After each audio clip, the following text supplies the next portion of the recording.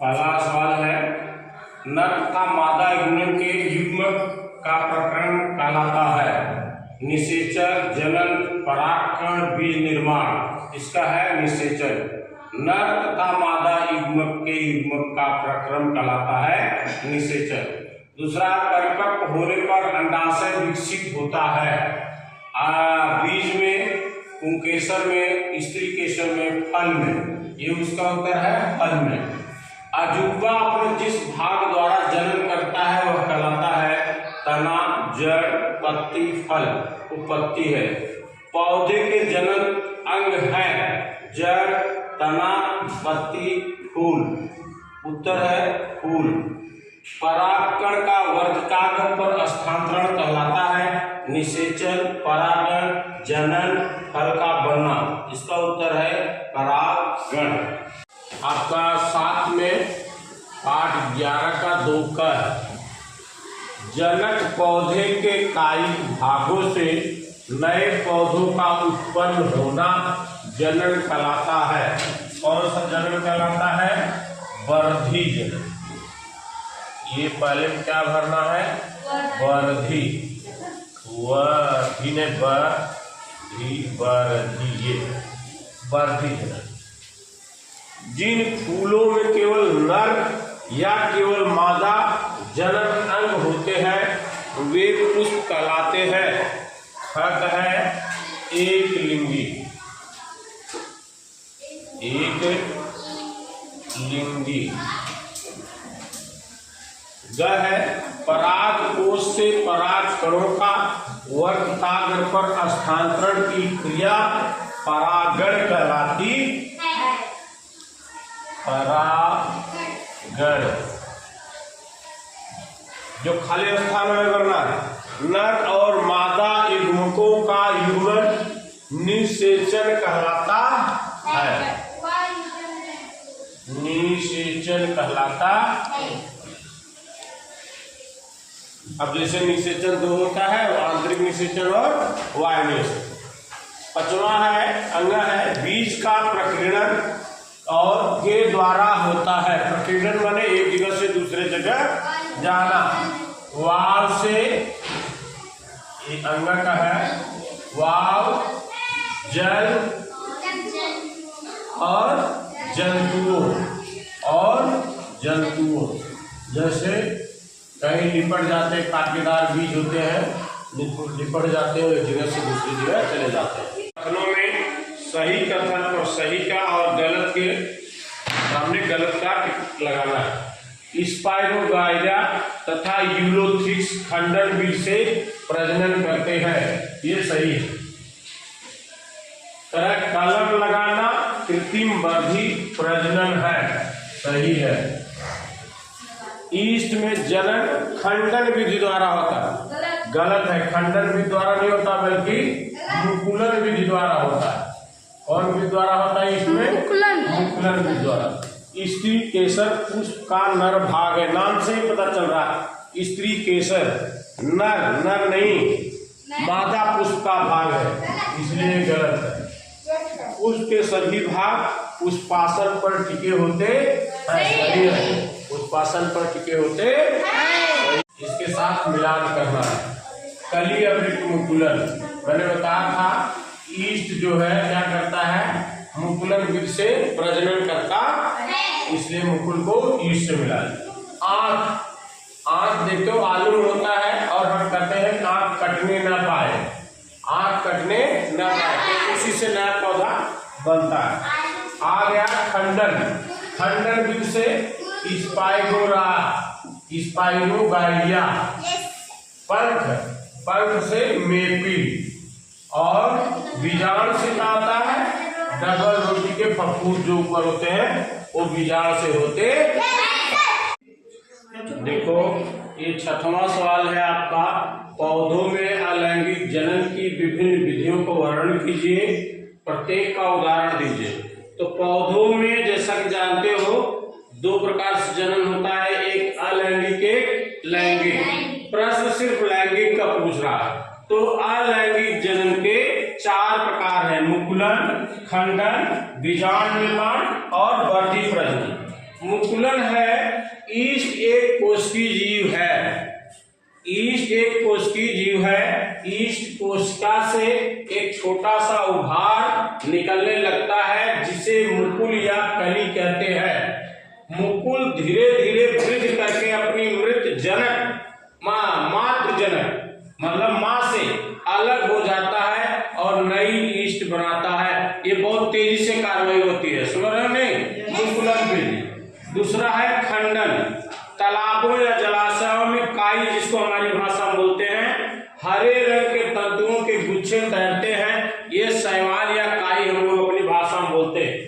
इनके तंतु अनेक खंडों में टूट जाते हैं जिसे खंडन कहते हैं, जैसे स्पाइरोगाइलिया, इलोथ्रिक्स। और है बीजाणु निर्माण। जब बीजाणु हवा के द्वारा नम स्थानों पर गिरते हैं तो अंकुरित होकर नए कवक फफूंद को जन्म देते हैं। जो पावरोटी है उसके ऊपर देखते हो, जब काफी दिन हो जाता है तो हो जाता है। शैवाल, मांस और फर्न आदि। एक है वर्धी प्रजनन। वर्धी प्रजनन हम लोग अक्सर देखते हैं, आलू है उसको काट करके आलू ही बोया जाता है, गन्ना है उसको काट के बोया जाता है, वही है वर्धी प्रजनन या काई प्रवर्धन। जब पौधे के वर्धी भाग जैसे जड़, तना, पत्ती, जड़, तना, पत्ती से नए पौधों का जन्म होता है तो वर्धी प्रजनन कहलाते हैं। अब तना ध्यान दो, तना जो है आलू आता है, अदरक और गन्ना, तना इसको काट करके ही आलू को देखो काट के बोया जाता है, गन्ने को हम देखते हैं काट के बोया जाता है। जड़, शकरकंद, जो शकरकंद होती देखो, आलू और शकरकंद, आलू तना हो गए और शकरकंद क्या हो गया? जड़ हो गया। शकरकंद डहेलिया सखावत। और पत्ती है अजूबा और बिगोनिया। पत्ती ही लगा देने से ये पौध बन जाता है, ये जड़ लगाने से पौध बनता है, तना लगाने से क्या बन जाता है? पौधा बन जाता है। देखो 7वां प्रश्न है, स्वपरागण तथा परपरागण में अंतर लिखिए। स्वपरागण, जब कोई परागण अपने ही पुष्प के वर्तिकाग्र, वर्तिकाग्र क्या है? ये देखो, ये वर्तिकाग्र, इधर वर्तिकाग्र पर अथवा उसी पौधे के दूसरे पुष्प के वर्तिकाग्र पर पहुंचते हैं, ये क्रिया स्वपरागण कहलाती। जैसे आप देखो मटर में क्या होता है, 2-3 फूल होते हैं ना, ये मान लो एक फूल ये है, एक फूल ये है और एक फूल ये है। अगर इसी का इसी पे आता है, समझना, इस पे या इस पे आता है तो यही स्वपरागण कहलाता। पौधा कौन सा? एक ही, उसके कितने फूल हैं? 3 फूल है। अगर वर्तिकाग्र इसके या इसके परागण आते हैं तो वह स्वपरागण कहलाता है। लेकिन अगला कह रहा है पर परागण, यदि किसी पुष्प के परागण निकलकर उसी जात के अन्य पौधे के पुष्प, जैसे मटर के पौधा यहाँ है तो एक यहाँ भी है, मटर के पौधा यहाँ भी खेती होती है, तो कह रहा इस पे, इस पर से इस पे अगर ये परागण इसके वर्तिकाग्र कर मतलब दूसरे पौधे के वर्तिकाग्र पर आता है तो वो क्या कहलाता? पर परागण कहलाता है। अब है किसी पुष्प का चित्र खींचकर उसके जनन अंगों को नामांकित कीजिए। ये सरसों का फूल है, जो ये वर्तिकाग्र है, ये देखो वर्तिकाग्र आपका निषेचन करता है, जनन के लिए है। दल, ये जो पीला पीला सरसों का फूल दिखाई देता है वो बहुत क्या होता है? आकर्षित करता है। और वर्तिका है, पुंकेसर है, अंडाशय है, और ये वायदल और पुष्पवृत्त ये जनन में नहीं आते हैं। ठीक है, ये आपका बना हुआ है और इसको बना लो। देखो 9वां है अलैंगिक और लैंगिक जनन में अंतर लिखिए। पहला है इसमें केवल एक ही जनक होता है, इसमें 2 जनक होते हैं, मतलब इसमें नर और मादा दोनों होते हैं, इसमें एक ही होता है। जैसे केचुआ, केचुआ अपने आप में वो बच्चा पैदा है, इसमें जड़, तना, पत्ती से दूसरा पौधा तैयार किया जाता है। इस लैंगिक जनन में भी 2 प्रकार के होते हैं, एक लिंगी 2 लिंगी होते हैं। ठीक, जैसे इसमें केचुआ जो है द्विलिंगी होता है, लेकिन अलैंगिक में इसमें केवल एक ही जनक होता है। इसमें जड़ किसी भी पौधे का जड़, तना, पत्ती से दूसरा पौधा तैयार होता है। जैसे गन्ना, गन्ना क्या है? तना है। तना से गन्ना काट के बोते खेतों में। आलू है, आलू तना में आता है, इसको भी काट के बोते। गुड़हल, इसको भी पत्ती और डाली लगा के गुड़हल, गुलाब, ये सब आदि तैयार किए जाते हैं। इसमें फूल से फल तथा फल से बीज बनता है और बीज से पौधा तैयार होता है, जैसे आम, नीम वगैरह हो गया। इस विधि द्वारा कम से कम समय में और तेजी से पौधा तैयार किया जाता है, और इस विधि में क्या लगता है? समय ज्यादा लगता है।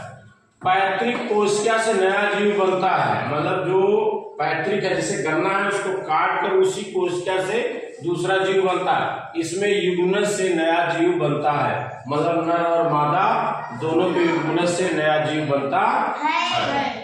के प्रकीर्णन की विभिन्न विधियों का वर्णन कीजिए।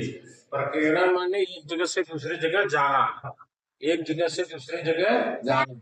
कभी देखो हम कपड़ा पहने होते हैं, इसमें बहुत से जो है वो लग जाते हैं, हाँ, वो पूरा कांटेदार होते हैं, वो चिपक जाते हैं और दूर तक चले जाते हैं।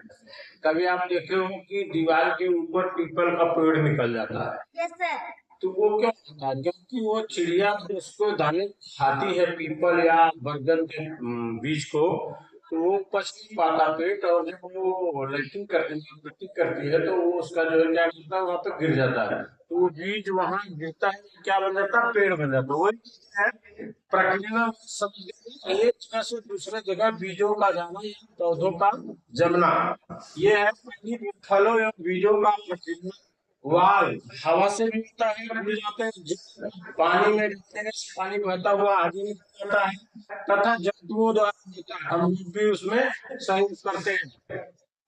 चिलबिल तथा द्विफल जैसे पौधों के पंख, बीज, घासों के बीज अथवा मदार, मदार इसको आग बोलते हैं, आग के रोग युक्त बीज और सूर्यमुखी के रोग हवा के द्वारा उड़कर दूर दूर तक चले जाते हैं।